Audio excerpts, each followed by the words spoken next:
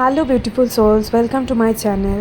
তো আজকে Sunday eve, তো আমরা মাইথানেই একটা পিকনিক স্পট আছে বাথানবাড়ি বলে, যেখানে আমরা বিকালে গেছিলাম। তো সানসেট এটা ভিউ। অ্যান্ড বাথানবাড়ি প্লেসটা পিকনিক টাইমে মতলব ডিসেম্বর জানুয়ারি টাইমে এমনি ভিড় হয়, বাট আজকেও প্রচণ্ড ভিড় ছিল দুপুর দিকে। তো এটা হলো সিনিক বিউটি, চারিদিকটা পাহাড়ে ঘেরা। অ্যান্ড দেখুন জলটা এত পরিষ্কার যে মাছগুলো ঘুরে বেড়াচ্ছে দেখা যাচ্ছে।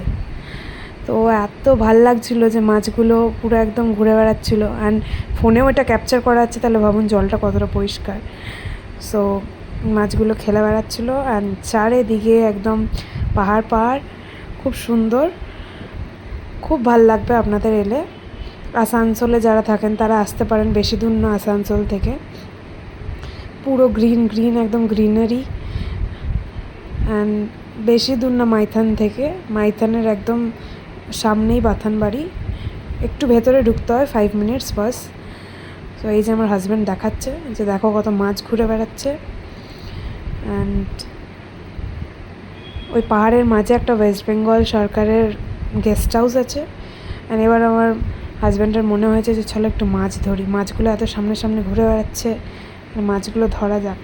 সেই জন্য প্রস্তুতি নিচ্ছে, জুতো ফুতো খুলে আমার জুতোটা পরে প্যান্ট ফ্যান গুটিয়ে এবারও নেমেছে মাছ ধরতে।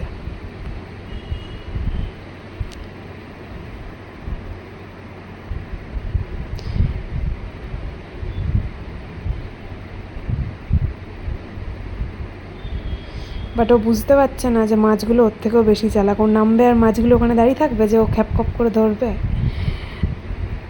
যখন পাচ্ছে না মাছ ধরতে তখন দেখুন কী করছে। যাই হোক, প্লেসটা খুবই সুন্দর, আপনারা আসতে চাইলে আসতে পারেন। অ্যান্ড আমার চ্যানেলটা যদি ভাল লাগে তাহলে লাইক, কমেন্ট অ্যান্ড সাবস্ক্রাইব করতে ভুলবেন না। Thank you.